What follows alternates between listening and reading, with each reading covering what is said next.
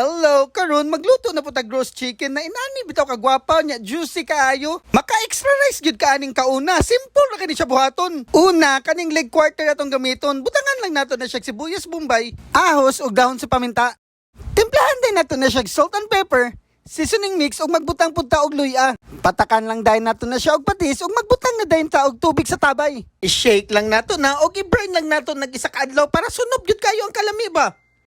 Magbuhat na din ta sa atong basting sauce. I-combine lang nato ang chopped garlic, ketchup ug barbecue marinade. Mag-add pud ta og kalamansi, brown sugar ug salt and pepper. Finishingan lang nato na siya og baby oil din ato siyang i-mix. Ug mauna din ni siya nga atong pang basting na barbecue sauce. Ug after isa ka adlaw ato na din ang i-roast ang atong manok.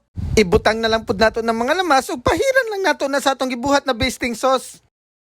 I-roast lang dayon nato na sa 160 degrees over 15 minutes. Then after 15 minutes, ato na pud ng balihon para maluto pud ang ilalom. Pahiran na pud nato na og i-roast na pud nato sa 160 degrees over 15 minutes. Ug mauna din ni ang final roasting sa atong manok. I-roast lang nato na siya sa 180 degrees over 5 minutes. Kana luto na kay natong manok. Magbuhat din ta sa atong side dish. Mag-isa lang gud ta og mushroom ug mixed vegetables. Timplahan lang nato na siyang margarine, salt and pepper. Gisa-gisahon lang nato na siya kadali ug goods na kayo na ang atong mixed vegetables. I-set up lang nato na ang manok ug syempre para mas mulamig gud ayo, ibutang nato ang juice sa atong roast chicken.